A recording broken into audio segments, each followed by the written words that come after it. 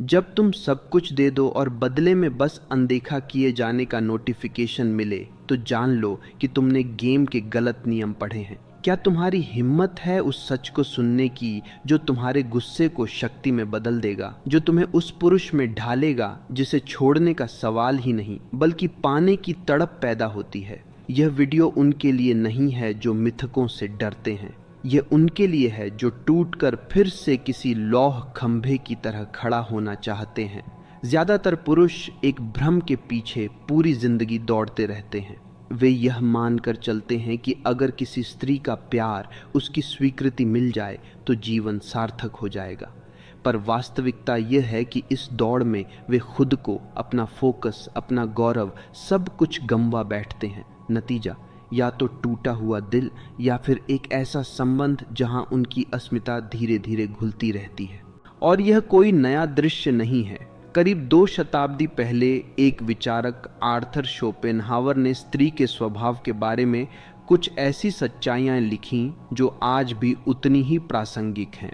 समस्या यह है कि ज़्यादातर पुरुष उन्हें स्वीकार नहीं कर पाते क्योंकि वे कड़वी हैं और हमारे बचपन से पढ़े गए रोमांटिक सपनों को चकनाचूर कर देती हैं। पर अगर तुमने इस सत्य को ग्रहण कर लिया तो सिर्फ रिश्तों में ही नहीं बल्कि पूरे जीवन में नियंत्रण पा सकते हो। शोपेनहावर के अनुसार वह चीज़ जो पुरुष को सबसे गहरा धोखा देती है वह है प्रेम का मोहक भ्रम। हम सोचते हैं कि जब हमें किसी के लिए आकर्षण महसूस होता है तो वह कोई आध्यात्मिक जुड़ाव है, लेकिन हकीकत यह है कि वह एक जैविक चाल है, एक रासायनिक माया जिसे प्रकृति ने केवल एक उद्देश्य से रचा है, प्रजनन। जब तुम किसी के प्रति पागलपन महसूस करते हो तो वह तुम्हारा दिल नहीं, तुम्हारा मस्तिष्क एक अदृश्य कैलकुलेटर की तरह उसकी उर्वरता, उसकी शारीरिक संरचना और आनुवंशिक लाभ का आकलन कर रहा होता है। और रोचक बात यह है कि स्त्री की प्रणाली भी ठीक ऐसे ही काम करती है, बस उनकी प्राथमिकताएं भिन्न होती हैं। वे हैसियत, सुरक्षा और प्रभुत्व से आकर्षित होती हैं। इसीलिए शोपेनहावर ने लिखा कि प्रेम हर मानवीय प्रयास का चरम लक्ष्य है। उनका आशय था, प्रेम एक जाल है, एक रासायनिक उत्तेजना जो तब तक चलती है जब तक उसका उद्देश्य पूरा नहीं हो जाता। अब स्वयं से पूछो, कितने पुरुष हैं जो किसी के लिए सब कुछ त्याग देते हैं, खुद को मिटा देते हैं और फिर वही व्यक्ति बिना किसी पछतावे के उन्हें छोड़ जाती है। ऐसा इसलिए होता है क्योंकि प्रकृति का यही नियम है। स्त्रियां पुरुष से उनकी निष्ठा से नहीं बल्कि उनकी उपयोगिता से बंधती हैं। अगर तुम उन्हें हैसियत, सुरक्षा या एक उच्च मूल्य वाली छवि नहीं दे सकते तो तुम्हारी निष्ठा का कोई अर्थ नहीं। वे तर्क या न्याय से नहीं, वृत्ति और भावना से संचालित होती हैं। इसलिए तुम चाहे जितने अच्छे बन जाओ, अगर तुम्हारे भीतर वह अदृश्य उच्च मूल्य का संकेत नहीं है तो तुम सिर्फ एक विकल्प रहोगे, प्राथमिकता नहीं। यही कारण है कि अच्छे लड़के अंत में अकेले रोते हैं और वे जिनका एक अलग ही आत्मविश्वास है हर जगह मौजूद रहते हैं, क्योंकि यह एक खेल है और इस खेल में वह पुरुष जो सोचता है कि प्रेम को ईमानदारी से जीता जा सकता है वह शुरुआत से ही हारा हुआ है। शोपेनहावर ने कहा था, प्रेम पाने के लिए केवल सही होना काफ़ी नहीं, चतुर होना आवश्यक है। यही वजह है कि स्त्रियां उन्हें चाहती हैं जो उनकी सख्त ज़रूरत नहीं बनते और उन्हें छोड़ देती हैं जो उनके लिए सब कुछ कर देते हैं, क्योंकि जीव विज्ञान का एक नियम है, जो सदैव उपलब्ध है उसका मूल्य गिर जाता है। प्रेम एक सौदा है, भावना का नहीं, वृत्ति का। औरतों की रुचि अक्सर तब तक बनी रहती है जब तक वे किसी पुरुष को पूरी तरह जीत नहीं लेती, और जैसे ही वह उसे पा लेती हैं रुचि कम होने लगती है। शोपेनहावर ने इसे प्राप्ति का दुख कहा। जीत के बाद का रोमांच गायब हो जाता है और जो पुरुष उस समय चिपक जाता है वह अनाकर्षक बन जाता है। अब यह मत समझो कि इसमें स्त्रियां गलत हैं, यह उनकी गलती नहीं, यह जैविक प्रोग्रामिंग है। और जो पुरुष इसे समझ लेता है वह विलाप करना बंद कर देता है और रणनीति बनाना शुरू कर देता है। शोपेनहावर की सबसे महत्वपूर्ण सीख यह है, स्त्रियों से घृणा मत करो, उन्हें स्पष्ट रूप से देखो। प्रेम कोई परी कथा नहीं है, यह एक वार्ता है, और जो पुरुष इस वार्ता में कमज़ोर साबित होता है वह हार जाता है। पर यह तो केवल शुरुआत है, क्योंकि अगली सच्चाई और भी गहरी है और यह बताती है कि आज के युग में ज़्यादातर पुरुष हर मैदान में पीछे क्यों रह जाते हैं और इस पूरे खेल को कैसे पलटा जा सकता है।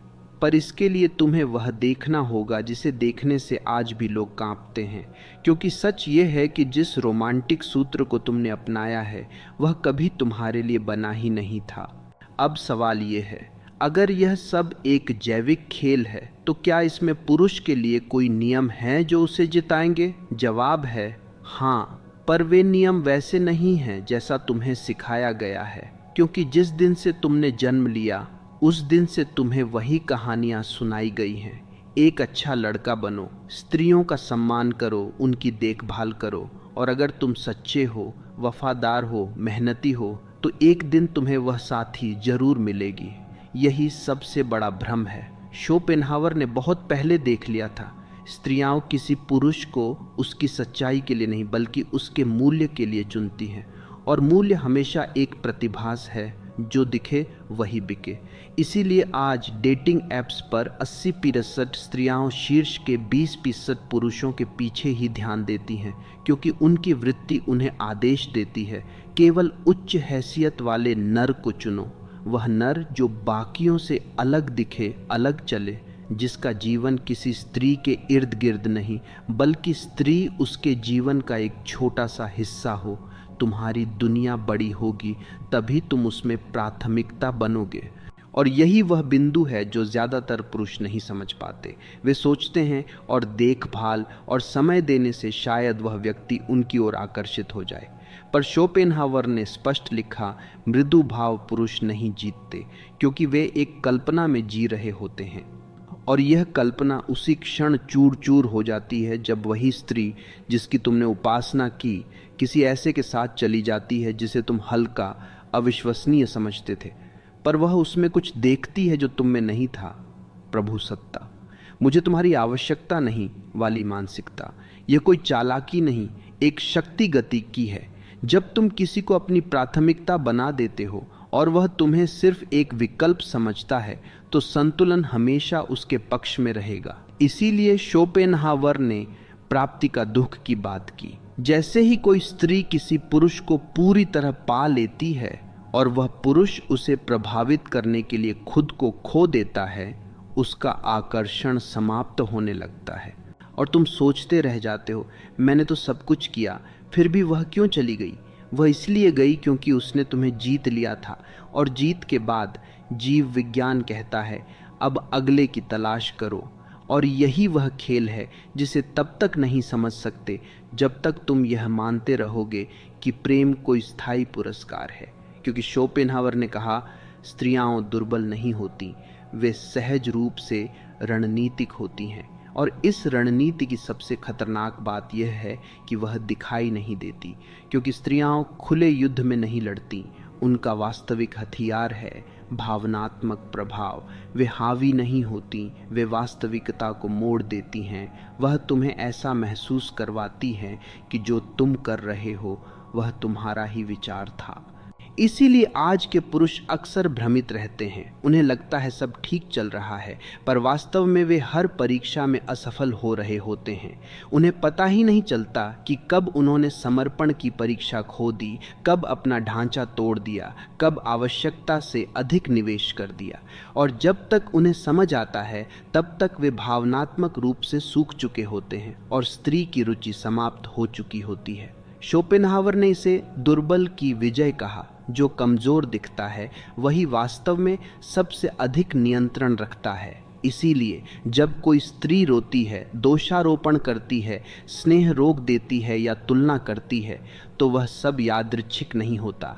वह एक अवचेतन रणनीति होती है ताकि वह देख सके तुम कितने स्थिर हो, कितने ज़मीन से जुड़े हो। और अगर तुम हर बार डगमगा गए, हर बार खुद को बलिदान कर दिया, तो तुमने सिद्ध कर दिया कि तुम इस खेल को समझते ही नहीं। इसलिए जब कोई पुरुष कहता है स्त्रियां बदल गई हैं, तो सच ये होता है कि स्त्रियां नहीं, तुम्हारी समझ नहीं बदली। और वे पुरुष जो अब भी यह सोचते हैं कि समर्पण ही सब कुछ है, वे धीरे धीरे इस प्रणाली के अवैतनिक मजदूर बन जाते हैं। वे एक सिम्युलेशन बन जाते हैं, एक भावनात्मक एटीएम। क्योंकि शोपेनहावर ने बहुत पहले कह दिया था, स्त्री के प्रति प्रेम प्रेम नहीं है, वह एक सशर्त आदान प्रदान है।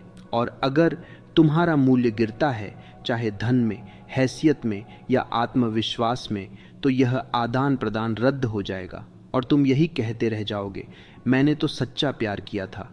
पर वह सच्चा प्यार नहीं था, वह केवल एक जीवित रहने की युक्ति थी जिसे उसकी जैविक वृत्ति चला रही थी।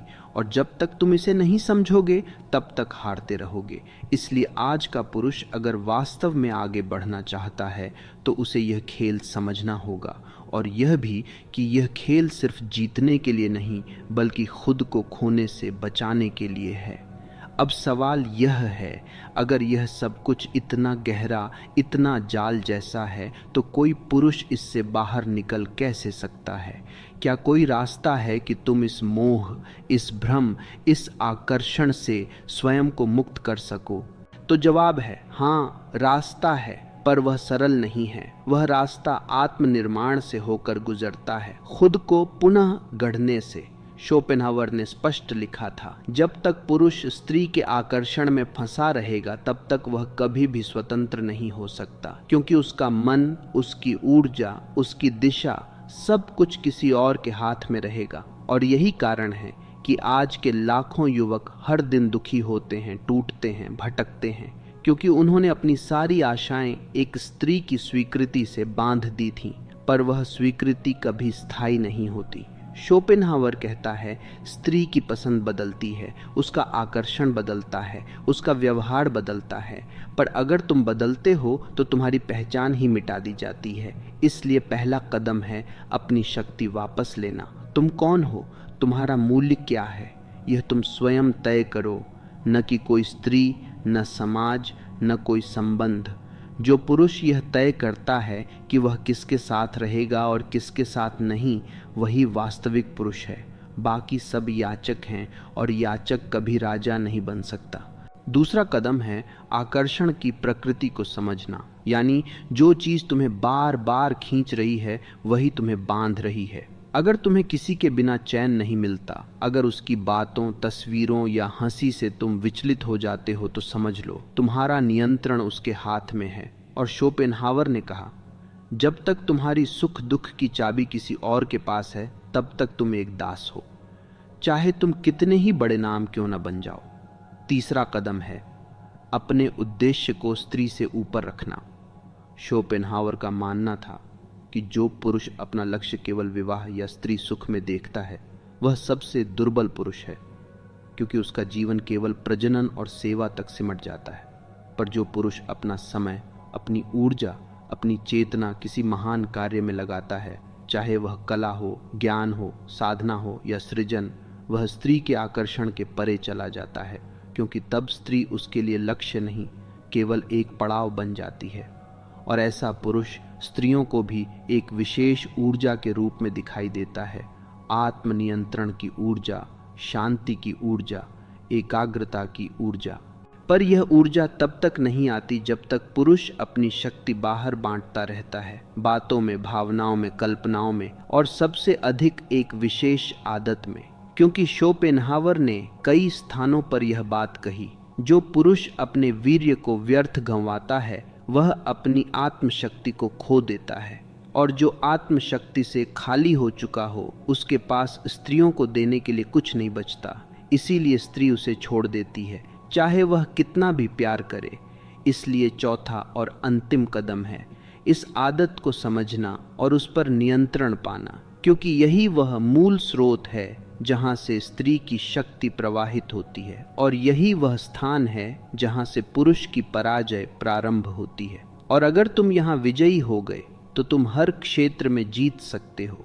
पर इसके लिए तुम्हें स्त्री से घृणा नहीं, उसे दोष नहीं देना है, बल्कि जैसा शोपेनहावर कहता है, स्त्री को उसके स्वभाव के अनुसार देखो, न अधिक ऊपर न अधिक नीचे, बस जैसी है वैसी समझो, और फिर उस समझ के साथ आगे बढ़ो, बिना द्वेष, बिना लालच, बिना मोह, एक शांत और दृढ़ पुरुष की तरह।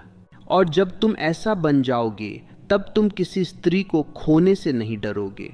और जब तुम्हारे भीतर यह निर्भयता आ जाएगी तो वही स्त्रियां जो पहले तुम्हें अनदेखा करती थीं स्वतः ही तुम्हारी ओर आकर्षित होने लगेंगी, क्योंकि उन्होंने कभी ऐसा पुरुष देखा ही नहीं जो उन्हें जीतने की कोशिश नहीं करता, जो उनके बिना भी संपूर्ण है। और यही वह चरम बिंदु है जहां शोपेनहावर हमें ले जाना चाहता था, एक ऐसा स्थान जहां पुरुष स्वयं का स्वामी बन जाता है, न किसी स्त्री का दास, न समाज का पुतला, न किसी संबंध का मजदूर, केवल एक स्वतंत्र पुरुष जो चाहे तो प्रेम करे पर उसके बिना भी संपूर्ण।